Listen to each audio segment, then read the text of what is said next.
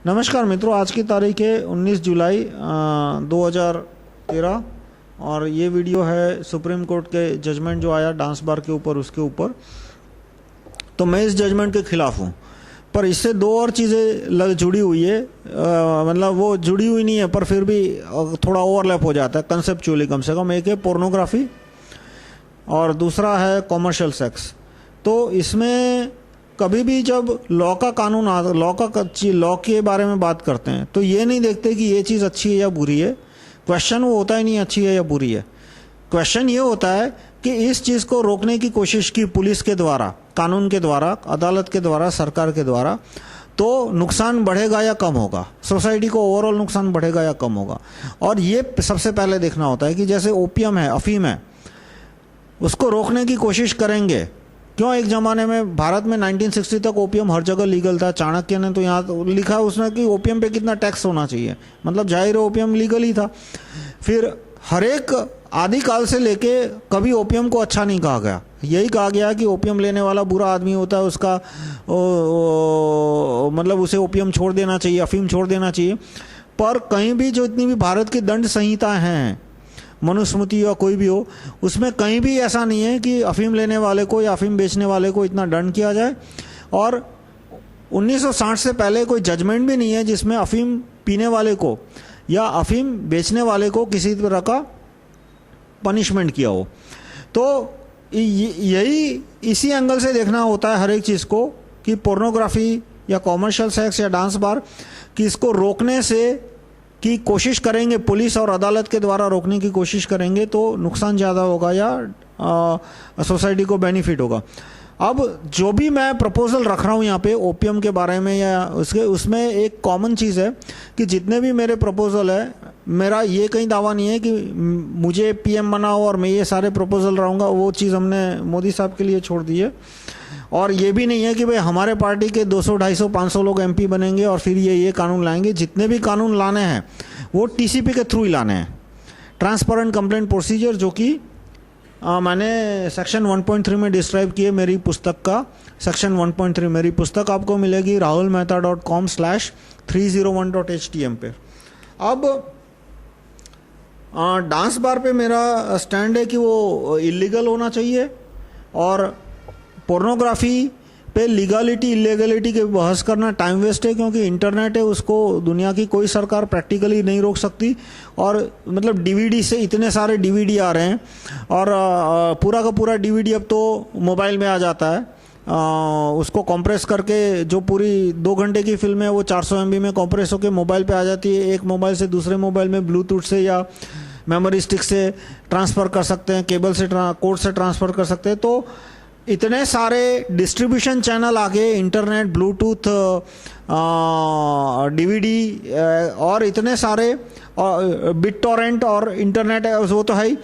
2G 3G सब 3G से भी फाइल ट्रांसफ़र हो सकता है। तो उसकी वजह से अब जो इंटरनेट पे पोर्नोग्राफी वगैरह है वो अब लीगलिटी के बाहर हो गया। अब क्वेश्चन आता है ओपियम का, तो मेरे दूसरे वीडियो में मैंने एक्सप्लेन किया है कि मैं उसको लीगलाइज करने के फेवर में हूँ। क्यों? क्योंकि उसको रोकने से नुकसान ज़्यादा हो रहा है कि उसकी वजह से तंबाकू का कंजम्पशन बढ़ गया तो कैंसर बढ़ गया, तो कैंसर की कंपनी को तो और फ़ायदा दिया तो उन्होंने और पैसा दिया तंबाकू को बैन करने के लिए। फिर ये दारू का कंजम्पशन बढ़ गया उसकी वजह से, और ये हार्ड ड्रग्स कोकेन और स्मैक और उसका कंजम्पशन बढ़ गया ओपियम को दबाने के चक्कर में। और दूसरा है कॉमर्शियल सेक्स। कॉमर्शियल सेक्स को भी मैं डिक्रिमिनलाइज यानी लीगलाइज ही हुआ एक तरह का के करने के फेवर में हूँ। अब इसमें मैं फिर से कहता हूँ कि जो भी कानून मुझे लाने हैं वो टीसीपी के थ्रू लाने हैं, और उसमें यदि कोई केस होगा तो उसका फैसला भी जूरी करेगी। मतलब मान लो 1 लाख 2 लाख केस आएंगे ओपियम के या कॉमर्शियल केस के, तो उसमें सज़ा करनी है, कितनी सज़ा करनी है, दोनों में से किसी को भी या दोनों को भी, तो वो ज्यूरी डिसाइड करेगी। इसमें मेरा कोई ओपिनियन, मेरा कोई रूलिंग नहीं होगा, मेरा सिर्फ ओपिनियन है। और डांस बार के मैं अगेंस्ट हूँ, यानी कि ये बैन करना चाहिए। अब एक क्वेश्चन आता है कि ये टॉपिक पे मैंने वीडियो क्यों नहीं बनाया, चुप क्यों नहीं रहा यानी जैसे अरविंद भाई ने डांस बार का जो जजमेंट है उसको सपोर्ट किया कि हाँ भाई सुप्रीम कोर्ट का जजमेंट ठीक है, ये चालू रहना चाहिए, पर उन्होंने कोई वीडियो नहीं बनाया, कोई स्टेटमेंट नहीं दिया, एक्टिविस्ट को बोला कि इस टॉपिक को दबा दो। मैं मानता हूं कि हर एक ऑनेस्ट पॉलिटिशियन को हर एक इम्पोर्टेंट चीज़ पे ओपिनियन रखना ही चाहिए, और उसके एक्टिविस्ट को भी बोलना चाहिए कि तुम भी इस चीज़ पे ओपिनियन रखो, क्योंकि ओपिनियन दबाने से प्रॉब्लम तो गायब नहीं हो जाता। मैं वीडियो ना बनाऊं तो उससे जो प्रॉब्लम है वो प्रॉब्लम तो गायब नहीं हो जाएगा। और अंत में हर एक चीज़ का यदि कानून से निपटना है तो किसी को तो कानून बनाना ही पड़ेगा, और वो काम पॉलिटिशियन नहीं करेंगे तो क्या मतलब जज के लिए छोड़ना है, विदेशों के लिए छोड़ना है यदि भारत के पॉलिटिशियन नहीं करेंगे। इसलिए कंट्रोवर्शियल टॉपिक है, इस टॉपिक पे कोई भी हाँ बोले या ना बोले उसको कोई ना कोई किसी न किसी की आंख में वो बदनाम होगा, लेकिन मैं मानता हूँ कि हर एक इम्पोर्टेंट टॉपिक पे हर एक पॉलिटिशियन को ओपिनियन देना ही चाहिए, इसलिए मैंने इस पे वीडियो बनाया। तो अब मैं डांस बार के कम्प्लीटली अगेंस्ट हूँ। डांस बार में एक तो इसको रोकना बहुत आसान है। रोकना क्यों आसान है? क्योंकि वो पब्लिकली होता है, भले ही रेस्टोरेंट की चार दीवारी में होता हो, पर वो बात छिपी नहीं रहती। यानी इस पर रेड डाली जा सकती है, उसमें सबूत इकट्ठे किए जा सकते हैं। पुलिस है वो वीडियो कैमरा आसपास कहीं छिपा दे रेड डालने से पहले, और प्रूव हो जाएगा कि यहाँ पे डांस बार चल रहा था। ज्यूरी उसको सजा दे सकती है, बाद में ज्यूरी डिसाइड करेगी सजा नहीं देनी तो अलग बात है, लेकिन कानूनी डांस बार को रोकना मुमकिन है, जो कि कॉमर्शियल सेक्स के केस में पॉसिबल नहीं है। कानूनी उसको रोकना पॉसिबल नहीं है, क्योंकि ये छिपे होता है, ये कोई खुलेआम तो होता नहीं है। पोर्नोग्राफी में कानूनी रोकना पॉसिबल नहीं है, क्योंकि बिट टॉरेंट है, डीवीडी है, इतने सारे तरीके से आदमी डाउनलोड कर सकता है, जबकि इसमें डांस बार में रोकना पॉसिबल है। अब डांस बार से नुकसान क्यों होता है कि इससे जो इच्छा है, अर्ज है, वो बढ़ जाती है। और इंडिया में कानून हमें पता है कि वीक है, अदालत एकदम कमज़ोर है, जज हमारे बिका हुए है, ज्यूरी सिस्टम आ गई, राइट टू रिकॉल जज आ गया तो भी ठीक सुधरने में 2-3 साल लग जाएंगे सब कुछ। पुलिस कम है, अदालत कम है, अदालतों की संख्या 13,000 है, हमें 1 लाख अदालत की ज़रूरत है। 1 साल के अंदर तो इतनी सारी अदालतें नहीं बना सकते, इसलिए क्रिमिनल को पनिश करना बहुत मुश्किल हो जाता है, इसलिए क्रिमिनल ज़्यादा उद्दंड हो जाते हैं। तो डांस बार है वो इच्छा बढ़ा देता है। अमेरिका में डांस बार है, लेकिन क्राइम क्यों नहीं होते इतने सारे डांस बार की वजह से? क्योंकि वहाँ लॉ एंड ऑर्डर, कोर्ट वगैरह बहुत मजबूत है, पुलिस में करप्शन कम है, इसलिए क्रिमिनल, पोटेंशियल क्रिमिनल है वो डरता है। यहाँ पे क्रिमिनल डरता नहीं है।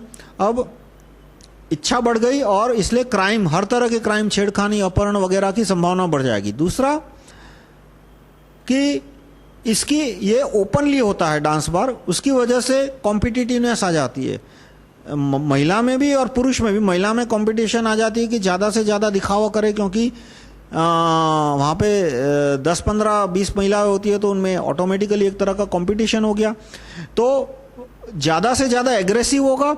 और जो पुरुष है वहाँ पे उनमें भी कॉम्पिटिटिवनेस आएगी। कोई 1000 पैसा रुपया फेंक रहा है तो दूसरा 2000 फेंकेगा, तो तीसरा 3000 फेंकेगा, तो पैसे उनके इसमें खर्च हो जाएंगे। तो जाहिर है उनके पास उनकी फैमिली के लिए पैसे कम रहेंगे, कम हो जाएंगे। फिर वो गहने बेच देंगे, या तो डेट अपने सर पे ऋण कर लेंगे, या तो फिर चोरी चपाटी करेंगे।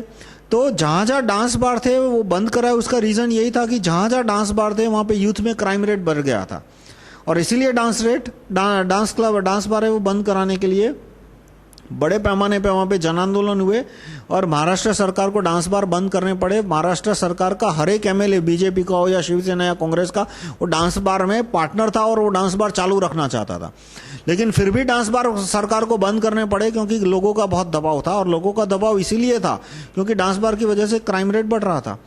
दूसरा, इंडिया में फीमेल रेशियो जो है वो 940 to 1000 है। 940 to 1000 यानी क्या कि 60 पुरुष है, उनकी शादी होने की कोई संभावना ही नहीं है, मैथमेटिकल इम्पॉसिबिलिटी हो गई। तो ऐसे में जो कॉमर्शियल सेक्स है उसको वैसे भी उसको रोकना मुमकिन नहीं है। पुलिस और अदालत के द्वारा उसको रोकने की कोशिश की तो भ्रष्टाचार बढ़ता है, उससे अत्याचार बढ़ता है, और फाइनेंशियल एक्सप्लॉयटेशन बढ़ता है। क्योंकि मान लो जो भी 500 रुपया, तो 500 रुपया पुलिस को देना पड़ेगा, तो 1000 रुपया हो जाएगा। तो इससे फाइनेंशियल एक्सप्लॉयटेशन दोनों का बढ़ गया, जो क्लाइंट है और फीमेल है दोनों का बढ़ गया। और खा कौन रहा है? पुलिस वाला, जज, एमपी, एमएलए, जो कि इस धंधे में से पैसा नोचते हैं। तो कॉमर्शियल सेक्स को बैन करने से फाइनेंशियल एक्सप्लॉयटेशन बढ़ता है, प्लस टेक्निकली तो लीगल है, पर फिर भी पुलिस वाले रेड डाल के उसको परेशान करते रहते हैं और पैसा हटते रहते हैं। क्यों? क्योंकि कोर्ट के अंदर वो अभी भी सेमी लीगल किस तरह से कि जब कोई केस आता है तो जज पुलिस वाले को ये बोल के सजा नहीं करती कि भाई ये तो लीगल था, तू ये केस लाया ही क्यों। यानी पुलिस के पास जज लोगों ने इतना पावर दे दिया है कि वो पिटाई कर सके। दूसरा, और इससे एसोसिएटेड जो कानून है उसमें बहुत से ऐसे प्रावधान है कि पुलिस इस तरह का इल्जाम लगा सके कि जो आदमी है उसने जबरदस्ती किया था, भले ही जबरदस्ती हो या ना हो, पर आंख बंद करके इल्जाम लगा सकते हैं। बाद में वो प्रूव नहीं होगा तो आदमी बच जाएगा, लेकिन कम से कम 3-4 महीने तो उसको जेल में रहना पड़ेगा। फिर कॉमर्शियल सेक्स को जो सेमी बैन किया उसकी वजह से ईमानदार आदमी उसमें से निकल जाएंगे तो गुंडे बदमाश आएंगे, तो उससे एक्सप्लॉयटेशन और बढ़ेगा। और जहां पे हिंसा का और अंडर एज का उपयोग होता है वहां तो सजा होनी चाहिए, उसमें कोई था ही नहीं। पर जहां पे 100% कंसेंचुअल है, जहां पे कोई जोर जबरदस्ती नहीं है, कहीं हिंसा नहीं है, तो वहां पे पुलिस और अदालत का उपयोग करने से समस्याएं हर तरह से बढ़ेगी। जबकि डांस बार में उल्टा है, डांस बार को रोका जा सकता है और डांस बार को यदि नहीं रोका तो समस्या बढ़ेगी। डांस बार यदि चलते रहे तो जैसे मैंने आपको बताया कॉम्पिटिटिवनेस बढ़ेगी, तो कॉम्पिटिटिवनेस की वजह से वल्गरनेस बढ़ेगी। फिर डांस बार की वजह से अल्कोहलिज्म भी बढ़ता है, कॉमर्शियल सेक्स की वजह से अल्कोहलिज्म नहीं बढ़ता। डांस बार की वजह से जो आदमी 1 पैक पी के सो जाता था वो अब डांस बार जाएगा तो वहां पे एक पूरी बोतल पी जाएगा, वो 10 पैक 5 पैक पिएगा, 10 पैक पिएगा। तो इससे दारू में वो ज़्यादा पैसा खर्च करेगा और अल्कोहल का कंजम्पशन बढ़ेगा। अब ये सारी चीज़ें थी, उसके बावजूद भी सुप्रीम कोर्ट के न्यायाधीशों ने उसको लीगल कर दिया। और बस वही राइट टू लिबर्टी और पता नहीं क्या क्या कॉन्स्टिट्यूशन में से कुछ उटपटांग लॉजिक निकाल दिया। वो उन लोगों को कोई काम धंधा तो है नहीं। सुप्रीम कोर्ट के जज को जब भी जजमेंट देना होता है तब वो कॉन्स्टिट्यूशन में आर्टिकल 19, आर्टिकल 13, आर्टिकल 14 वो रटाए होते हैं। किसी फर्स्ट ईयर LLB का लड़का भी रट लेता है, बस वही बोल देते हैं और उसके आधार पर जो जजमेंट देना वो दे देते हैं। तो इसमें उन्होंने कहा कि जो बेचारी जो कन्याएं हैं उनकी आजीविका का प्रश्न है। भाई उनको कोई और नौकरी मिल जाएगी। बॉम्बे में जहाँ डांस बार है वहाँ पे मिनिमम लेबर रेट वहाँ पे 300 रुपया है। वहाँ पे जो घर में आया रखते हैं बच्चे के लिए या किसी वृद्ध व्यक्ति के लिए, तो वहाँ उन्हें दिन का 600-800 रुपया देते हैं मिनिमम। मैं बोल रहा हूँ शायद ज़्यादा देते होंगे, खाना पीना सब। और यदि कोई 24 घंटे किसी वृद्ध व्यक्ति की सेवा के लिए रुके किसी घर में, तो बॉम्बे में मिनिमम उसे महीने का 15,000 देते हैं। तो ये सब ये काम कर सकते हैं बॉम्बे में। House hold labour, semi skilled labour जिसमें बहुत ज़्यादा हार्डवर्क की ज़रूरत नहीं होती, फिजिकल हार्डवर्क की ज़रूरत नहीं है, उसकी बहुत डिमांड है। कोई अनएम्प्लॉयमेंट नहीं है बॉम्बे में, ऊपर से पूरे हिंदुस्तान से लोग बॉम्बे आते हैं। तो ये बेचारी बालाओं का प्रश्न था ही नहीं। और दूसरा, सबको पता है कि डांस बार के बिजनेस में जो डांस करने वाली महिलाएं होती है, लड़कियां होती है, वो इतना पैसा नहीं कमाती। पैसा कौन कमाते हैं? डांस बार का मालिक। और वो डांस बार का मालिक कौन होता है? वो कोई वहाँ का पुलिस का रिश्तेदार होता है, या वहाँ के हाई कोर्ट का या सुप्रीम कोर्ट के जज का कोई रिश्तेदार वकील होता है, या तो MP MLA होता है। मतलब ये सब इसी तरह के गवर्नमेंट से कनेक्टेड लोग होते हैं। तो ये डांस बार है, उसमें पैसा डांसिंग गर्ल को मिलता है, वो बात बकवास है। तो हर एंगल से देखो तो सुप्रीम कोर्ट का जजमेंट गलत है। तो अब हम क्या कर सकते हैं एक्टिविस्ट? मैं आपको रिक्वेस्ट करूंगा सारे कार्यकर्ताओं को कि आप भारत के 80 करोड़ नागरिकों को SMS से रिक्वेस्ट, आप भारत के 80 करोड़ नागरिकों को रिक्वेस्ट करो कि वो अपने मोबाइल से MP को SMS से ऑर्डर भेजे। SMS से ऑर्डर भेजे कि डांस बार गैर कानूनी होना चाहिए, उसके लिए पार्लियामेंट में बिल पास करे। और पार्लियामेंट में बिल पास होता है तो सुप्रीम कोर्ट का जज कैंसिल हो जाता है। जैसे कि सुप्रीम कोर्ट के जज ने 1985 के आसपास शाहबानो केस का जजमेंट दिया था, आप गूगल करना। उसके बाद सुप्रीम कोर्ट उसके बाद पार्लियामेंट में कानून पास किया, सुप्रीम कोर्ट के जजमेंट की ऐसी तैसी हो गई। तो सुप्रीम कोर्ट के जज को MP के द्वारा कानून पास करा के कैंसिल करा सकते हैं। और दूसरा एक और तरीका है कि MP को बोलो कि right to recall supreme court जज का ड्राफ्ट गैजेट में छापे, और इस सुप्रीम कोर्ट के ऐसे भ्रष्ट न्यायाधीशों को नौकरी से निकाल दो और दूसरे न्यायाधीशों को लाओ जो कि इस जजमेंट को रिवर्स कर दे। तो ये 2 तरीके हैं जिसके द्वारा हम एक्टिविस्ट ये कर सकते हैं। अब कुछ क्वेश्चन आएंगे जैसे कि भाई एमपी का मोबाइल नंबर कहाँ से मिलेगा? पार्लियामेंट हाउस के वेबसाइट से। एमपी का मोबाइल नंबर नहीं है तो क्या करें? सारे एमपी ने मोबाइल नंबर नहीं डाला, 70, 80, 90% ने रखा हुआ है।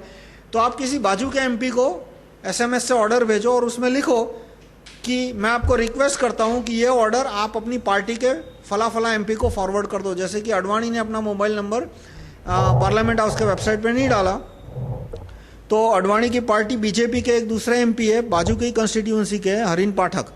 तो जो आदमी अडवाणी को एसएमएस से ऑर्डर भेजना चाहते हैं वो हरिन पाठक को एसएमएस भेज सकते हैं कि डियर पाठक साहब, I request you to forward following SMS to Advani ji, और नीचे एसएमएस में लिखो कि dear Advani ji, I am voter, my voter number is so and so, I order you to pass such and such law. तो इस तरह से आप बड़ी संख्या में सांसदों को एसएमएस से ऑर्डर भेजो ताकि समाज में जो दूषण बढ़ेगा, क्राइम्स बढ़ेंगे, फिजूल खर्ची बढ़ेगी, लीकर का कंजम्पशन बढ़ेगा, वो कम हो। धन्यवाद। और एक और मेरा प्रपोजल है इसी से रिलेटेड कि शराब यदि कहीं बिक रही है तो वो सिर्फ दुकान में बिकनी चाहिए, रेस्टोरेंट पे या होटल के अंदर नहीं बिकनी चाहिए। मतलब होटल में बिकती है तो सिर्फ कमरे में बिके।